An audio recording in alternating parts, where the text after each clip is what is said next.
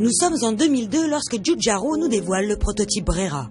Prototype qui remporte alors pas moins de 5 titres de beauté à l'échelle internationale. Face à un tel succès, la maison mère, Alfa Romeo, n'hésite pas à produire de série ce coupé qui remplace aujourd'hui la GTV. 4 ans plus tard, la Brera débarque, prête à séduire.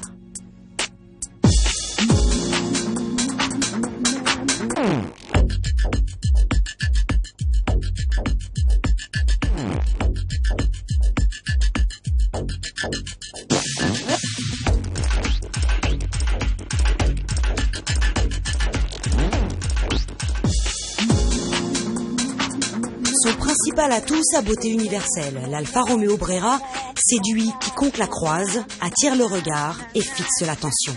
Mélange de sportivité et d'élégance, son allure est harmonieuse, ses lignes fluides et ses proportions parfaites. Mais la Brera, c'est plus que ça, italienne dans l'âme.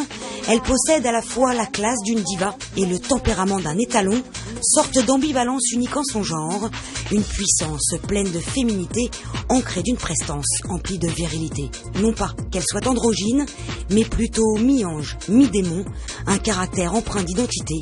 Bref, elle en impose et mérite vraiment son titre de plus belle voiture de l'année.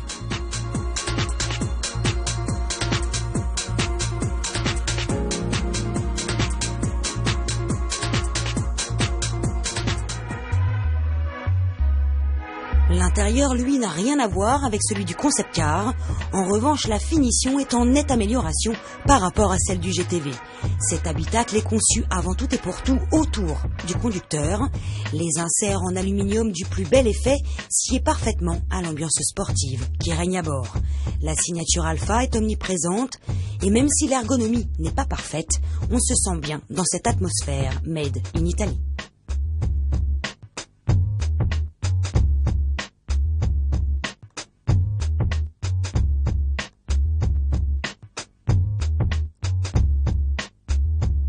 Sous le capot par contre, ce n'est plus Made in Italy et c'est sans doute le principal reproche que l'on peut faire à la Brera.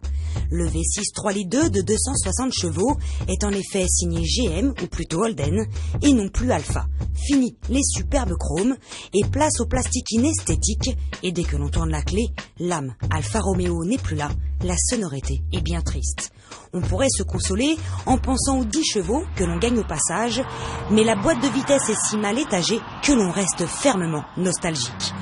Ce moteur est malgré tout performant, c'est sa linéarité qui déçoit, résultat de la course aux normes anti-pollution. Sa puissance est transmise aux 4 roues, un gage de sécurité avant tout. Ce système, baptisé Q4, offre également une certaine neutralité à la Brera. On aurait tant aimé une propulsion. Malgré tout, la Brera est très efficace, ça manque juste d'un peu de piment. Avec 43% à l'avant et 57% à l'arrière, on tente alors de s'amuser, mais là, mieux vaut faire appel au transfert de masse pour au final se rendre compte que la Brera est très souvireuse.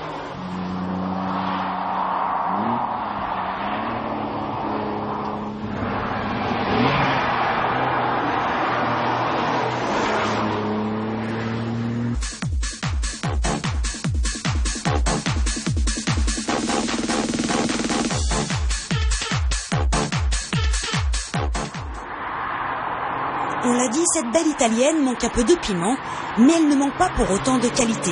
Elle dispose d'un ESP 100% déconnectable, un point fort, d'un autobloquant Torsen, autre point fort, d'une direction précise et de freins efficaces.